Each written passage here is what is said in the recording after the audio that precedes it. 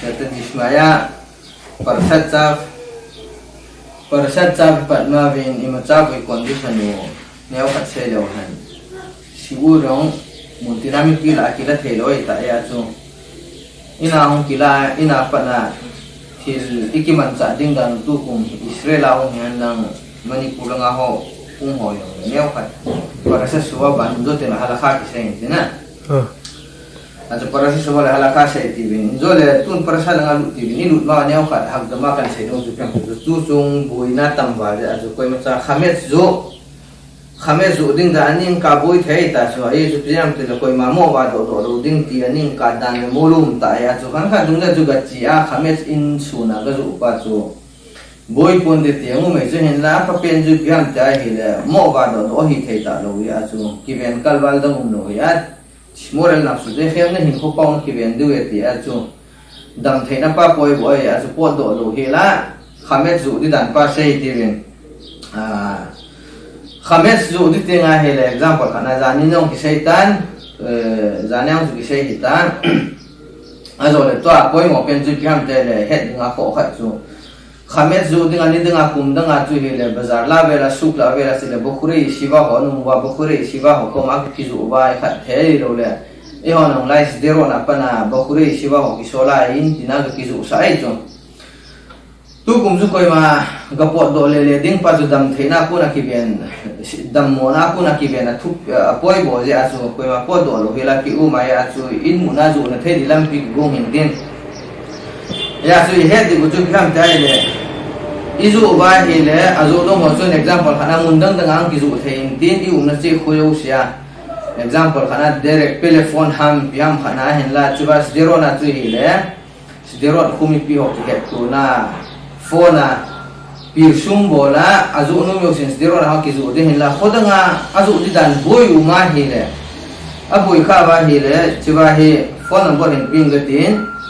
hela a chiwa pa na yong ires zero na pa na hela mocha dati zero na pa na zu pi the ya chu khodang dang ha na nan ki zu nu ban ho le phone number hin ping ga din amasupena gidon ho ki a phone number 0533156693 inthar pin ga din 0533156693 ma na phone ani hiong le phone apang na zu theo ai lo ai le chiwa ku nang zu address nan piwa address aku na lai pana zero mo cha dati na pana zu son thein tin a boi nong hia khodang danga hon nong azu na ding boi nung kha ba ni hiong le nan ki sewa chiwa pana zu pi thein tin ta phone number kan ki zu kha hin tin ani na break dan khanung ki tin Azrael 0533173967 abel hin repeat them 0533173967 amani na phone mi lang ile so nei lo hai le jiwa panang su address panan piwa azo teng le lai panas diro na panang zu the hin din su aboi khaw ma hi le te zu boi lo hila mo cha da te na ke jiwa khu khwai na ai zu the le kho lo la zo mo aboi ma avado thelo ma hele tu se phone pa tu na phone wa helai pan ang ki hon zero mi piten kodang dang hong ge ko na jala kan bolun tin zu pin thailam pi ma hong lenan bolu le lai pan zu pi pen tin a thu pi pen na address to na minuto lan pi wan za phone kan pi ten zo na pi le lai pan ang zero na pang zu then tin pathin wai bolun tin pesak thing sela khamet be helai na ding pau zu ki gel kho wa pesak ma sanga ki zu do na the ding lam pi pau zu bong le han zu zo pa pen hin tin ya chu het ding a chu tai sei bang wa chu ge kho chi ti win te si hen avado thelo ho yo si jong in za phone number kan pi te ni abrek te ni gidon ho ki bin tin zo le Azrael by them and in the phone wa ma ko nang zu thil tin ka sei bong chana chu na phone address number to na minuto nan pi wan he le zu the hin tin chu mel chi ti bin it's zu thelo wa di hin tin a po do thelo boy be shet wa din a ki bol hin tin ndo teng le mun dang dang yo siong mo pu ki gu be ti hi lo hela khamet spa chu tu chung pesa ga hin thei chana apa hin ma ki do man na thei ding alam ping bong hin tin thì nên vài bộ mình tin tuân parasat cha vào lúc lewan tu dùng parasat cha viên pi xem tay là về lewan zot torat haula al-muqda thế chứ torat haula thì tiếng Ai là cũng có thiếu tu chung trang thuần thì cũng có thiếu tu azar zana ki khanu mình tin khatat asamu ma rồi ola mình tin tu parasat chỉ vài sei pa ola mình tin chapter 6 verse 2 na pi xem tay là zot torat haula hi haula al-muqda pi sei nam tile chi torat ola hin cũng có thiếu tu ola chung trang thuin mai chang muna na tun do deu me ya me chung an koi do deu tin ya chu ola thì tiếng là ola thì cũng có thiếu tu pa chu khán khắc tiếng là cũng có thiếu tu chu atu pa na ne min tin agan sa pa jan ham khat atu pa na ne a zo tiếng là mai chang muna ding a ki go lo min tin khán khắc chu apum pia mai chang muna ki go wa ma atu pan ane di lo thiem pu pa chan ding lo khán khắc chu thiem pu pa chan ding ma atu pan ane di min tin a zo le mai chang ma ki go lo ma tu chunga parasat ola pa he le olat parasat ola pa he he di mu chu apum pia mai chama ki go wa me so tu le han ipi sei no am bi hil no am de pathin ta sei chu kon mi siu ma le at mo mi gae di ko hi le kilit sa ki hoi thu sa ki lo pi sa chu a chai na le me chunga ki go wam de te chu aye chu pi na hi ha ola al muqda te chu azo tiếng le koi hi le kilit sa na lungiel ne ya ki hoi thu sa na kilo pi sa na de ya chui pi hai achunga thil si yo si thil pha yo si akidal mang hi te jo azu thil pha tin anu zui lo hi te jo chu mi hinga hi na te sa na ki nyau sa ding parasat bai kra za nya sai ta wa parasat bai kra alif pa ne o nga tu chung parasat yong hi pi se torat ola chung chang thwa mi kilit sa chu mai chunga a chai na le me ya ti go wam de te chu a zo ting le thil pha ki ti chunga hong lo de te chu tun ve le sefer ipi hai ya kut sipurim pi siam dai le Rabbi Chaim Briggs mina Rabbi Chaim Briggs as kaman pi dan ngui wa pi siam tile midras kazala ki musui piam tile yiftak hagila di zo zepta ki do ki hon zepta hon la ya pi di tam tia hi le mihin sang som di le sang ni ana thi ve te so itida na thiu ham ti pa ve le wan yiftak in pakaya ding akung go thil to tu ding kitip na ne so neder na so hechine dara na pa zo ton vele han iti na yam ti pa zo gal hung kunding wa hi pi ti tam ja hi le yiftakin ita sei so pakai hechi ka gal mi te nei pi do a hi le ka in sunga ku na hung po do ma se pen chu pakaya da kung go thil to tu de te so mai chama mi gemaran bi sham ti le mi thumin thila hi lo lang ta na thumin mi ni a heding bongin ki don bu nin khat chu go na ti pi te chu neo khat hil chin be lo han khat chu ko ham ti le so leng pa he chu so leng pan bi sham ta hi le pakai he chi mi phalo pa ti taw te Goliath milim pa zo athat zo ma hele ka chanu ka pi de te so koi hiong le Goliath that pen zo ka chanu ka pi de te so sim ti la pa na pathinin Michal Sol chanu chu David leng pa ji ding a bun sai chu ya chu mi hinga ji khat chu kila do lo ya pathinin ra pe na David a sol pe so a khu ti lo a hi le pe hai thila sanga ying yong Goliath thei ding that na nei miu mai so ya chu pathinin na gang thei pe na koi so le David solei jong ani na he di chu ko ham te Eliezer Eved Abraham ipu Abraham su pa Eliezer ama chu ngai to bang chiran hung kit tam jai le Eliezer chung chang thwa chu he di chu Eliezer in koi hi le tui nei don sa ne ka tia nang yong tui in hin pia do le nagan cho ho yong tui ka pi de ti pen pen ka pu chak ji di ne te chu ta chu pi se nume ayel bai khat dong hung thei anangong khat dong hung thei thum dan zo ahin dan ki su lo khat dong hung thei alung thim pha nume kang ahin dan ki su lo hung thei chu ai la pathirin koyan sole pe na rif kan sol do ai chu mani chu ahi lo lang ta athumon ba nga khalang ta pathirin don bo dei chu aba na he ti chu ko ham ta he le athum na chu ifta ka gila dei chu zep tha ipi sam te ifta ka gila din ichi ka gal mi te ka khuna nei pi lu na nei la ka ina pa na hung pot ma sa pen chu pa ka ya da pung go thil ka ka tu be dei chu pathirin ipi se ifta ka gila di chu gala zo sa ahung pot po na kun hung lam tu ma sat pe ne a chan mun hung lam tu ma sat pe ne chu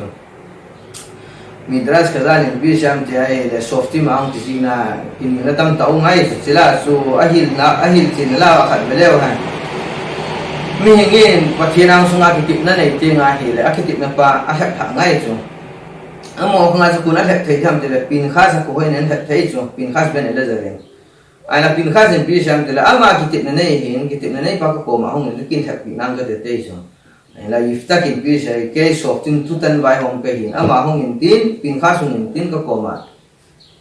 i hong thak pi nang te te chu kitip na pa ama ni ki ka a kilit sa na le adin han pa akavot pa hon agi ko han wal le achu khoi phalo chapang nu me khanin buina tu loi chu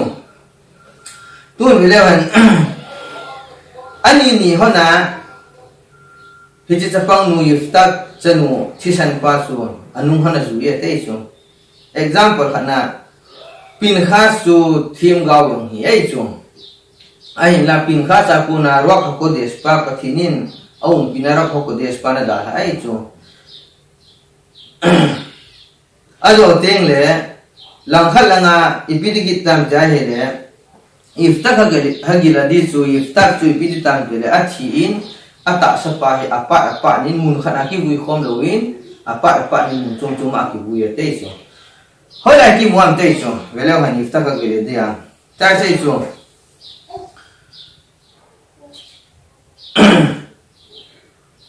Vayamad iftak giladi vaykaver baare gilat itu. Iftak suatiin are gilat itu vaykaver baare gilat itu. Gilat kopi ho aki buat. Ibola kopi ho tihe. Kopi ho tihe ya la plura itu. Ya so ata sa apa jauh sisu muncung aki buitin itu. Itu kilit sa nila ki hoi tho sa na nei hon ja punishment mo ngare chu chung na ku na khani ro ko de sena da na khat ipi hai ata sa thi lo lunga mun chung chung ma ki boi chung mun khana ki bul kom ta ro dela ida chu midras khala gen sei chung tun melew han tun mi hing sang som li le sang ni tho chung sang tho ba ju melew han Ephraim pung hong wa an se Ephraim hong wa pi se ve pin khas ko ma ki pin na hong nei chu I tia hi le iftak in achan u mai chama linga tu do dinga bu pa chu I tia le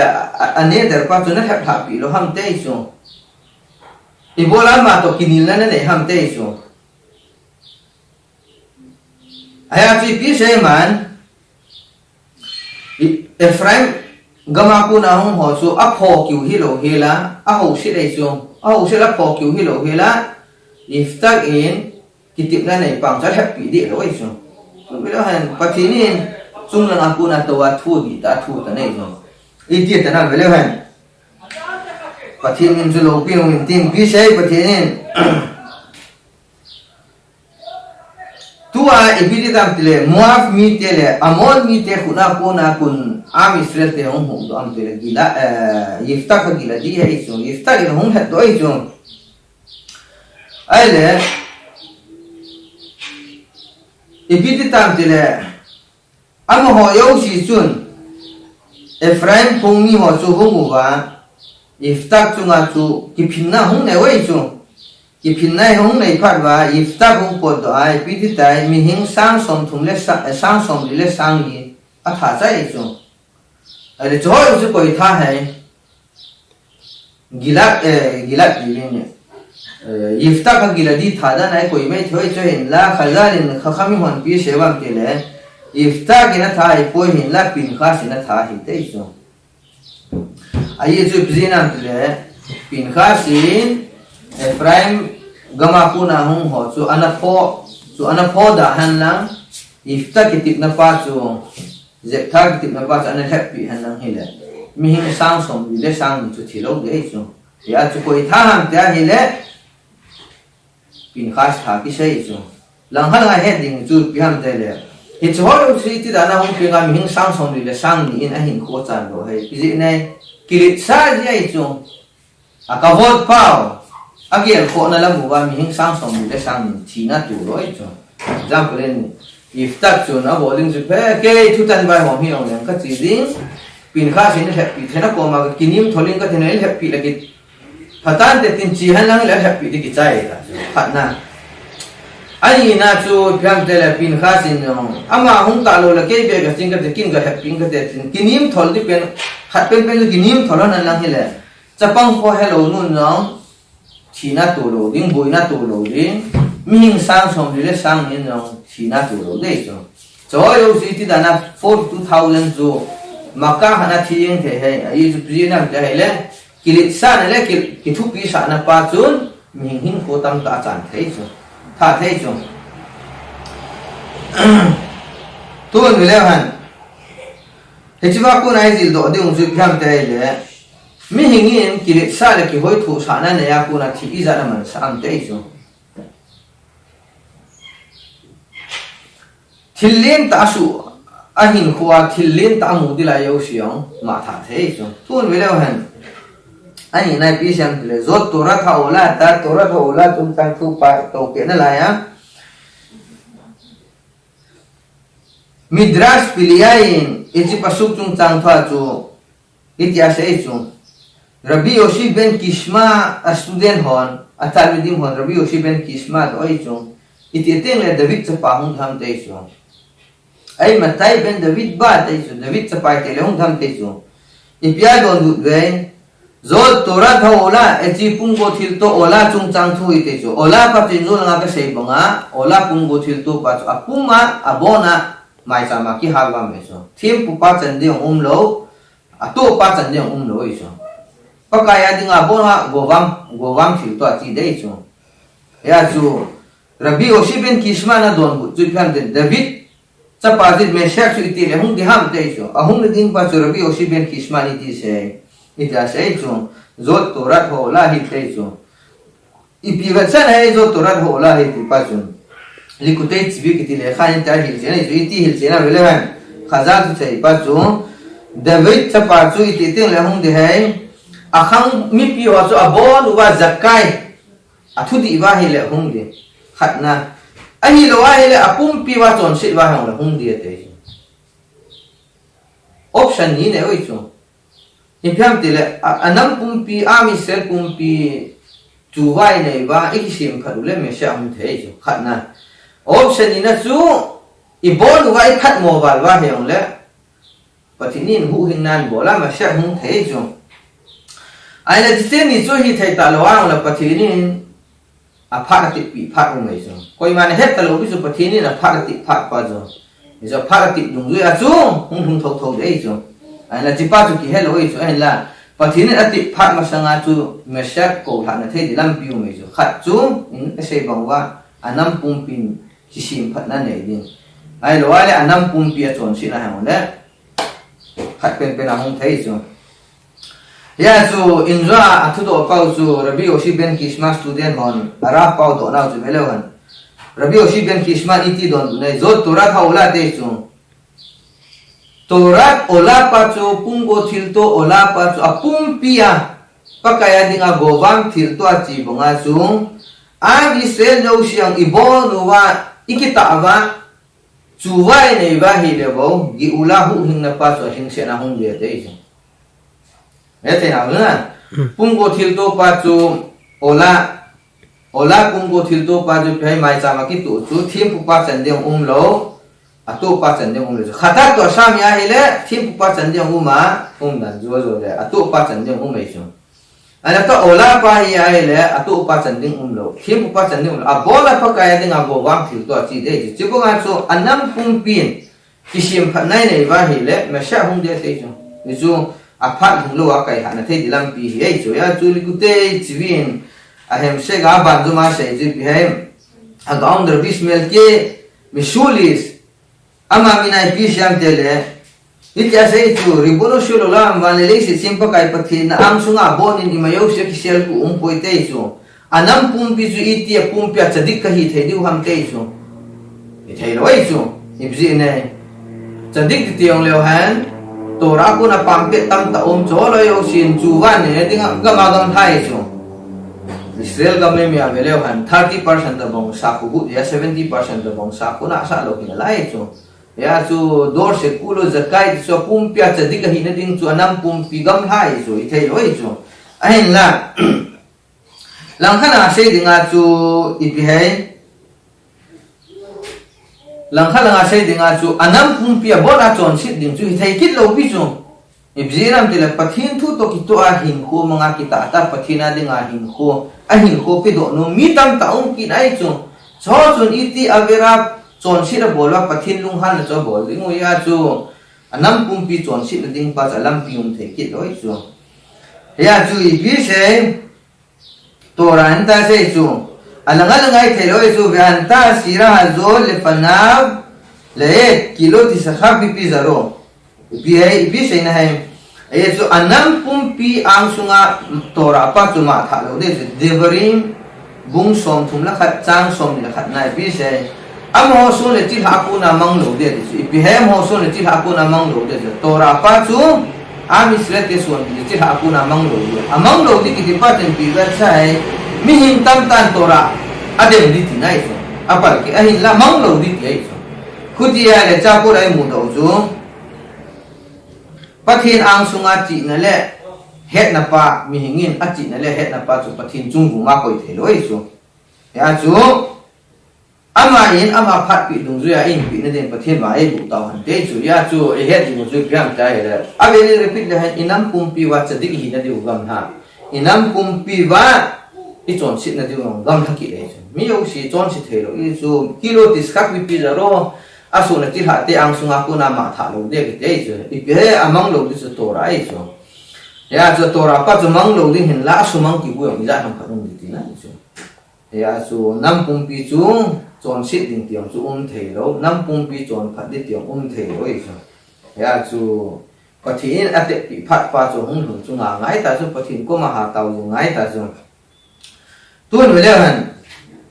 midrash se sai pa chu vele han sefer divrei heskel akimu dunzuin iti seam dele vele han ismak moshe mina ita se chu gemorat sai pa chu david sonen tir ha chu david chapa chu koi se hai masya ka sei nai chu sakhau sunga pruta sumpum aneu penjong abei to ka hung lo de te bi sei nam sakhau sunga sumpum abei to ka hung lo de te chu he ding chu isumu bei ke ding sikhat cha be hela yum du ti na helo pi chu akabana pa chu pi ham dai le mi hingin alung sunga puna ama phat chu na ding pa apei do ting le bo me sha hung de ti na chu alung sung ti chu asa khau ti chu apoke na puna pruta abei ting hale me sha hung de te ju ni phya ma poke ti pa alung sung sei na alung sunga puna ama individual phat chung ding ama private phat chung ding pa ala do thei ding a hi le me sha hung de te chu ya ji bi siam te le mi ngin pathin ko ma taw na man ting a le ama ali bo a thum lo de chu anam pum pi nga thum nga i chu ji pa chu sei na i chu asa khawa ko na pruta pe ting lo me sha hung de ya chu I thum ting ai le e ya ding bo a taw de hello inam pum pi nga thum nga ya te chu Jisu hai lai ku nai jil do am tile korban ola ku nai jil do e ju korban ola chu abona mai chama punggu thil to pathin ang sunga ki tu do nga chu mi hingin nong alung thim pum pi ju pathina ding a pi do a nam pum pi ding a pi the te nga hele me sha hung de te chu ya te nang zhe tu hele han Astudia ho Rabi Oshi ben Kishma do pa julan ai matai ben David ba David sa pa ti le hung jam tai chu ibi senam tai le iti teng le khang nu nung pa chu hung hung di ham tai chu example ye jet Mitzrayim Egypt ga ma puna ai hung pot do wa lo pi ta pathinin hin pui do bang wa chu khang ki chai na ting le chun pathini ti le lo pi ta hat do du ham te chu ti le hung de ham te chu me shak chu iti don ne zot to ra thaula te chu sit to ola dan le mori te chu am Israel anam pumpi wa pathina dinga hung ki pi the tingule ama ho individual ama private phat chung na pa pe do the ya pathin min thing dok sang na dinga pan an la the ting wa hi le ma sha hung de te chu cha ko nai je do ding su phiam te le ni khamu wa tu chung parasha hi lo tu mesake san hadrina yong hi ya do ting le rabbi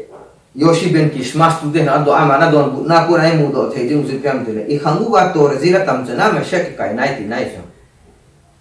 e bizina te le anam pum pi ding le pathina ding a hin ko hin pi do ding su tora azil lo wa he lo the lo su tora jil jing yong le han ki wa na lai su bizina te le ga wa ki san wa ko na mi do tam ta sim phat ni ki nei na lai so lung han lung chom ai lo ai le thip tam ta eng si thang thip tam ta on lai so Zoyo si su su bay ngay na lai so. Iti su bay di.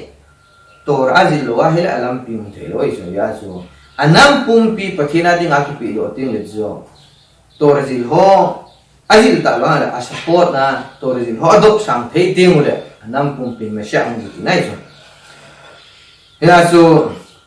di mo ju pyam de tu lai khang cha pang ho tal mu dei tor ai han lang yeshiva kai gol hang u ma hi le. Zoyo si hin gi ula pa kai nai hi ti het ngai so. Pathin lengam pa mesyak lengam pa ta kai nai so ai la atto razil ding lai ho yo si so I kai do ki bu na to razil ding ho I dia to razil ho I dia to razil lai ho I kai mang ki bu ti nga he le pi hai to ai sei pa u rabi yo si ben kishman se punggo thil to ola pa jo pumpya pathina ding a ki pi do nga anam pumpi to ra ki pi ting le ti pa cha pal ke wai chu e su ni pi hai ge ula pa cha su gam ha uti nai chu tora the si si chun ya chu vedi he lo han ya di mu chu tora ki pi lo di ti te nga he le rest ki si na se kha du mai chu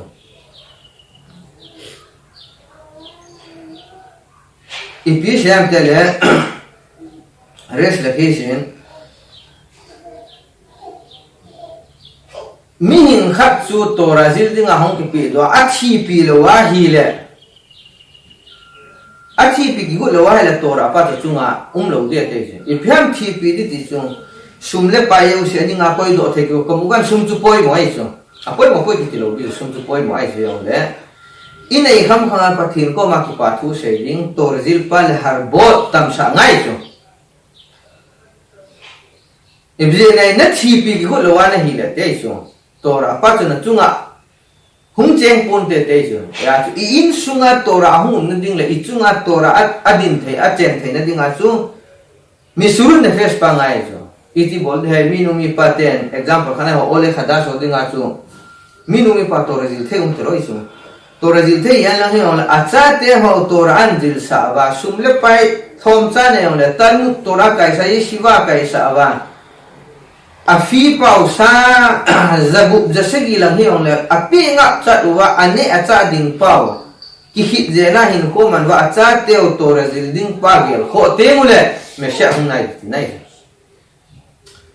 ya zu gel ko na pa ne ngai ki pi do na pa ne ngai so mi khan kha khat bo nga tal mu to ra an cha te na kai sa wa ni hu le kum khana sang li lang na pi do sum pa mai be hi school free a kai na thei u me zathum zeli kum khana pi na theu me ti cho ta bang chu chu tora hin gam tha limudei khol to limudei ko des tha khana chi thelo pi zo ko des pa thing sana pi do ngai ja chu parasat vai krapa nung chi gule han tin ko sel bet raban chu tora hinjil ding chapang ho tora anjil thya hung pau thya tora anjil pat di te ngole Khumash buk la hoi la ya pat bam tile vaikra pat dai so parasat vaikra pa na pat wai so ibola berisi na pat lo ibola vaikra pat lo izo vaikra hin pum go thil to ki to dan chung chang thung an hei so mai cha ma pum go thil to ding dan chung chang thung an hei so e pham mai da pum go thil to mai cha ma to di ti pau jam pathina ding a ki pi do ding avet sai je azu chapang ko henai lo alung sunga ye cha hara nai lo thing sana hin ho hin mang khat tu pakaya dinga ki pi do na dinga chu ama se pena parasat vai kra ki pat ngai so vai kra ki pat te ngai le athing khat chung han lang no na be thing khat chung han lang le kha pula athing loi vai kra ki pat ne te chu pakaya dinga punggo thil to ki tu do ding da na poi mo dan pa chu chapang ya pa na pat sa ngai je zu vai kra pat wei chu ya chapang khat ti ji pe hai le kha sima hung ti te ngai le pathina dinga hakravat korbanot punggo thil to mai ta ma ki gowam bonga ata sa api itu apathina dinga akikat do na thei dinga chu pan la pi ngai chu le si chunga phachum dang poi to ra bo phachum hi ti a he na thei dinga chu vai krai pat wei chu chapang hung pau thei ti la pana ki hil panai chu ya chu he dinga zu gam da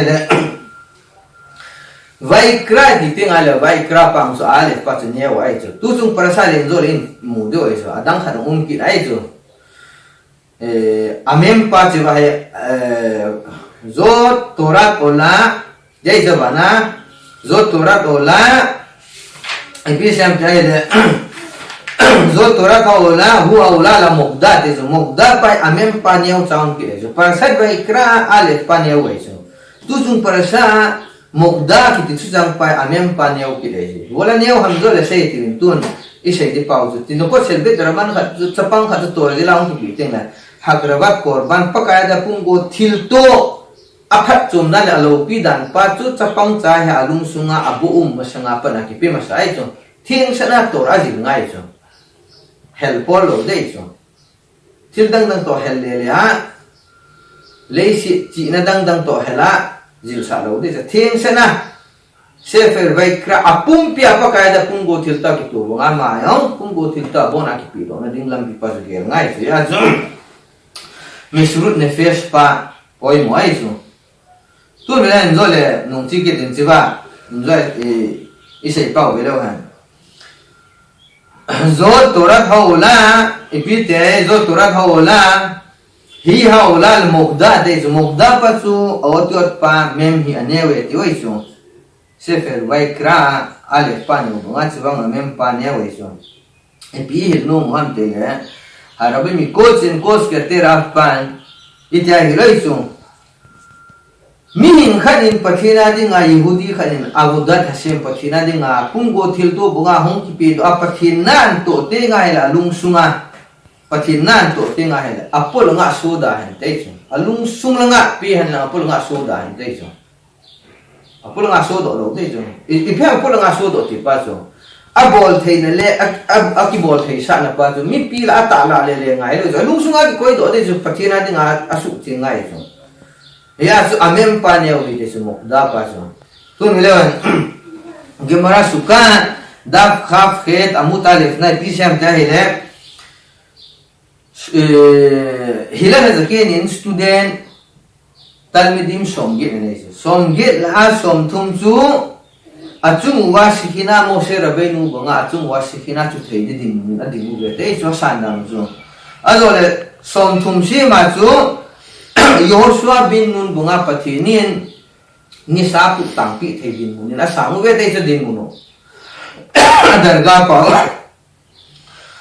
ta som thum la chi dai som gu ai chu han som ni ki wa dai chu som ni si chu piam dai le bei no nim ai chu som ge la som thum si chu mo se da bei nu bo nga chu nga si kina chu thei di din mu na di mu ge dai chu adar gau san dan zo ani na group o ju ai le pi hai yoshua bin mun bonga pathinin ni satu tangpi chan ge din mun ding thei ding nu ve te chu som ni ki wale chi som no se ibyam de le be no ni mai chu am hola ji byam de le asang do pen chu som ni hola lin do pen chu ko hai yonatan ben uzel ki te chu ngai do yonatan ben uzel chu asan nan ji byam de le to ra sim te nga hi le mai kung akung to ve te chu achunga ko mai kung alem to ve te chu chi mai kung alem to te nga he chun na chi mai kung mu na va cha ho len kha he le chi va cha yo si chu akaba me te chu ka mi ne te chu ra bom na khasidan Hizdan rawong nu Hizdan bi sam ta hele hi chi va cha ka ho si chu va thing ngan hi te so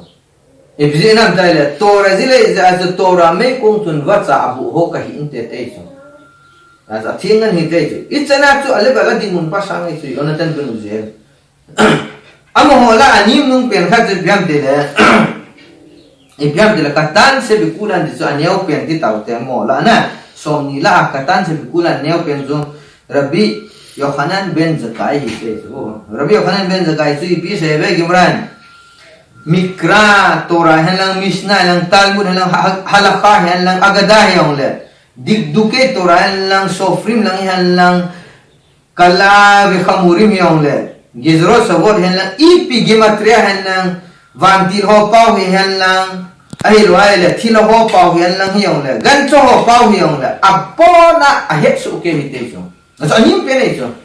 akan thapala anim pe aneu pe ti dei som ni la aneu pe ji pe Rabbi Yohanan ben Zakkai Mishnah Talmud ilam halakha agada abona di gate Torah abona gematria abona he na sikhat malakha sare di zo vantil ho pau azo ting le pe he thilo ho pau so yo sa abona ahet su ke hi te so ale ama aneu pe nei so som ni la al adam wal piti dita ale di dan zo example khana pe ma semer ke va han lang hi ong le abona nei cho elo davar ka tan davar ka dol long abona he davar ka ta ali no ane long he zo ali ti pa zo pe ma semer ka va se nai cho ma semer ke va pa zo lang le se ti bin tu pa ya ma semer ke va long abona he azo ding le pe ane o pe ni ji pe aba ele raba tu se ho yo sa bona he su ke li te so no pe na ni so ane o pe hin lai cho la ba som thum kila do ta Mose Rabbeinu din mun tu banga din the di din sikina chu ma chu the di ma chol ba na som ni ma Yoshua bin som thum Yoshua bin banga ni sa tu tang na thei chan ge ding a cha dik zo mu wa e chol la som ni la chu aneo pe na gi se Rabbi Yohanan ben Zakkai chu na lai chu abona ale di dan chu huti hi le amo la khat chu to enjoy se banga yon ten bin zel ho mo chu Torah sim ten le mei a kung yin e te so a Torah sim pa na sat ben mei kung a leng to yin e te so isena tu len ya le o za pu hilal za ken tu chen na sang tu de se di be so ala hilal za ken tung tang tu bi se ya itena bol the Torah sim ten le mei a kung e futi khati ima ta ki se lo i so student som ge ne in akan hai som tu mo Mose Rabbeinu din mun bonga sikina tu nga tu the ding in omin abana som tu mo Yoshua bin mun bongin biai nisa kitu tang pi na thei chen ge din mun darga chan thong mo bin chila som ni si chu ania Yonatan bin Uzel Torah sim te mei kung na lem to in ania pe Rabbi Yohanan chu nim pe na se ania pe le lin te ma se mer ka ba sikhat abe turava azo tin le pe hai vantil ho pau gancho ho pau thilo ho pau gemara misna bona atang atang abai hak su na lai hichen ge chu din mun he jo hu dile awaza po ram hilal has ken chu ichan ge din mun ipi bola ki shay dol hai lekin mam bola ita na ki shay phatalo a student hoti mun ki shay awaza po ija ki shay lo hilal has ken ita bong bol thena ki shay thalo i chu e bola ki shay lo hai in zo apos ke te raf pa se Rabbi Menachem Mendel mi coach en se pa zo gel do ngai pi se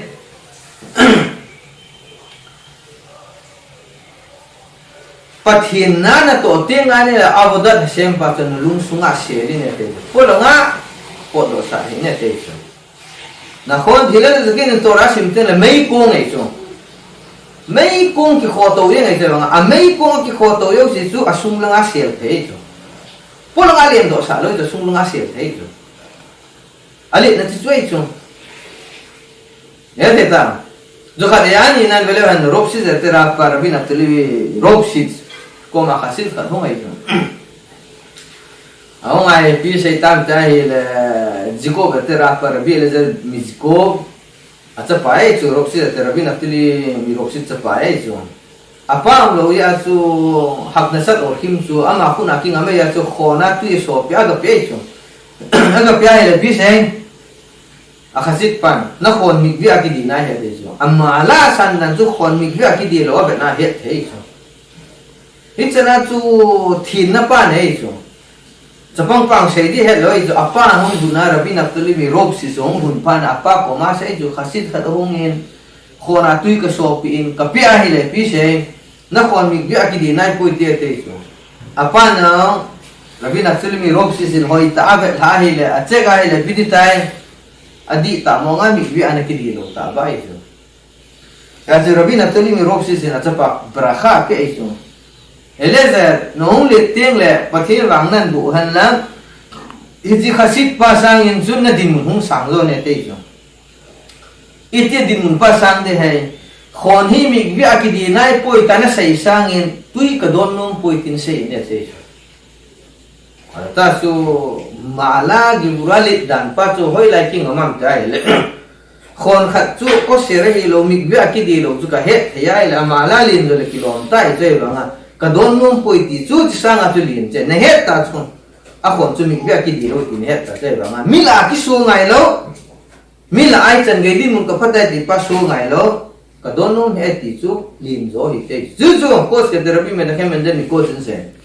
bi se pathin na to pathin ading ana na po to pana thanup na pana hi la but pa amei kong pa chun lung sunga ko ine te so ya so hila la zakin in tora sim te la mei kong alian to ngai lo ke lung sunga ki koi the so ma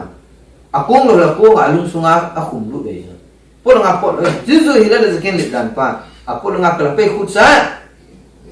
alit na pa mi mu dinga po do doi lung sung nga se bu e a so Mose Rabbeinu ni ngang pimu ve Mose chung leisit pumpia mihing lo sila anu nem pen ni te anu nem pen he tiu yai ba ngai pe hai atu sim sipurim imu so ke jo mi bara kipin o ami se de kipin ki pa chai na pi se kei koi ka hi ham te chu ima ka hi he te chu ima ka hi poi de darga pa de lewan Ipu Abraham in kay lay buibo kay teso. Long hadong kina ko yung kay lungtol bo kay teso. Ta ko yung ngay Ipu Mose Rabbeinu le Aharon ho na kay ni bigyan ima kay ihan po teso. Ima kay ihan po tu Mose Rabbeinu sa patinin pise lay sit chung anu niya peni. Torah di teso. So niyang na ito. Ya so ngali na pa chu na lungsunga na serbu thei ting la alim ni hei chu a hin la klapei khut sa ihung ki so do te nga hei la alim ki loi chu om nam nang khal nga mi hing yo si chu hi chi mi da pa chu mi do hi chi un chan pa chu hel din ki chu thil be hi lo bi chu to nai lo bi chu i bola to nai lo hai mi hing yo si ya cha hara ki bong lo i chu ya cha hara ki pe lo he la chun chu chu me chu la ya cha hara ki pe ya chu ha sai chu la David Amelek bongali bi halal kalung sung hom kyu hi te ji kai kalung sung hom kyu he ti chu aya cha harayo si ya cher to pasu the chu hi chana chu din mun pa sang zo ai chu eti hi a chu merkawal ayong alina pang phai chu David leng pa jun jai su ma se merkawa tun ma se merkawa pa dunya khana se lan chi ba Rabbi Yochanan ben Zakkai it ma se merkawa alin no he na neu chu si khata bai to ra ba ang bona het su ke he chu tu Rabbi Yochanan ben Zakkai din mun pa le wan ni khat student par Rabbi Lezer to hong ai so Rabbi Lezerin Rabbeinu ma se merkawa pa kasai the di ham tai so he din su me se khat khagiga hiya talmud na me se khaga kizina Rabbi Yochanan bi se ma se merkawa chu a het sing al ho a het heiding talbi phang thum ki su to lo le ki sei ngai lo ka ti lo ham tai chu i bi se man a hi poi repeat ding ka te bo te chu ka sim pan hil pa chu repeating ka te bo te chu di pa na chu Rabbi Yochanan ben Zakkai bi se repeat ne te chu eta chu a repeat tai te chu ma se merkawa pa chu repeat se na bola a thil sim pa chu repeat bola a tha sei chu an sei chu Rabbi Yochanan ben Zakkai sangan chu nga to lai chu hung kum han tali te khu khu me te chu sa chu Rabbi Lezer na doi ji bola na kum ha tali na ki khu ham te chu bi sai Rabbi Yochanan ben Zakkai nangin tua ma se merkawa pa na sei ding ma se merkawa tu i heskel thim gawa umai chu so kan kha ni ke skill le khabu na kale the ti lo he le so ale the ding ho chu ma se mer ka ba a he ding bong tai he skill le khabu ma se mer ka ba dimun pa ho chu ni bi bo tham tai se doi so rabbi le zerin ti ma se mer ka ba pa tan se pa rabbi yohanan be zakaya kum hain tadi ki sida te so bolan ki sida de ma se mer ka ba se ding tua van ti ho chung langa pa na hung tum thading ahung ngai ding mo ke sang chung ai ti ka to de ham te so ya ju kum hai te so eda chung rabbi le zerin ma se mer ka ba chung chang thu so sei tai de so an sei pan repiran bor pan en bana pan en mei kum hung leng hai te so van ti lo hung kum vin ahung ngai ve te so ni ju chung e je sei tai tai so bi sei rabbi yohanan na ding do in kapo Abraham Ishak Yaakov iti na hampar witam ng ako na ipehay Eliezer hong tini iti hampar witam tete so mase merkaba din mo jusun ahi ding bang ta minin het hayane hile ikheskel lekho wa kizit mase merkaba pa so ahi ding bang ta het hele van bil hola ko utha de so hung kum hayeng de wai so ahung ngai na lai de wai so ya so athuku upa chu van bil ho ko ma bon am Israel de pe so hoi lai pe Torah Atora ki diwan pathin thu pa he wei so ya tu jung para sai mu ju pe hai tai se ma wa ju sfat emenin in za ka se pa de sfat emenin bi sam te le hilal ha za ke student ho ji chana chu le na hi ta chana chu thu pi hi ta wa he le aw za pu ji chen len te dem te ju pasut a he ha sa pui te ji bi ne hilal ha za ke jung chang thwa chu vật giả chung à hung lệ na cả mình ngai hết thế rồi, ibiji này, ai chu asunga mấy con hung lệ đó đi lại yêu si alung asunga pun sa apol nga pot sa lo hi, zu lin pen hi thế rồi, asunga koi dan lo hira apol nga hung pot đó sa pa sa nga chu mấy con pa alung sunga koi dan thei pa chu lin lo hi thế, zu hile la zaken dit nai so, ya chu pola nga imacha ki mudo loi so asum langa bo alit na pa cho koi dan thei so tun le han ye de mo so iti ya so Moshe Rabbeinu chung sa nga yung alif pa zanya sei ba zanya para sa sabay sei ta ba alif pa ki bola niya ang thei so azi so aman vaye keret ya vaikra ti lo ite so vaye keret ti thoi te so vaye kar pa je pyam cha hele ke pathin van noi mi hem te zentel te thim ga ho ko makila ti ga le to rai ti iti ki no vaye ker te so anga Moshe Rabbeinu ko makila a chu pe te ipi ji ne vaikra te so bilam ho ki dinga pathin vai kera sebel bilam pathin bilam ho ki te alif zaw lo iso ain la Moshe Rabbeinu no ko vai kra te so Moshe Rabbeinu nga ke ko ke ya pathin ni ko ka ti din asai ngam lo ya so aji lo iso vai ker alif ala do iso pathin nazi ti te so alif pa so aji na alif pa tu neu cha ji te so neu cha ji de so a in to ra ki ji ne ding chu chang yo si so aki to cha ding a pathin ni ko so a in neu khat ba le te so e che ba pa chu ama e the pi le ama e ba e te so tun vele hen in zo nga hilal ha ken chung chang thu se so a mai kung pa chu pol nga ko do ko te so alung sunga sel do thai hi te so le Moshe Rabbeinu ala aki neu sa na pa chu amai ba e pidit tai ore moi pon bua ko na hung po do te na amai we chu ji na amai ba ba ja an Israel te ka ba the loi chu ti da we chu ta mai ko chu ore moi da lu ti te ngai le amai khu pa la ro ki de chu polang hi te na ki khuwa asunga poe moi pon bu sunga lu te la ka la do chu ite la Moshe Rabbeinu chu sel the loi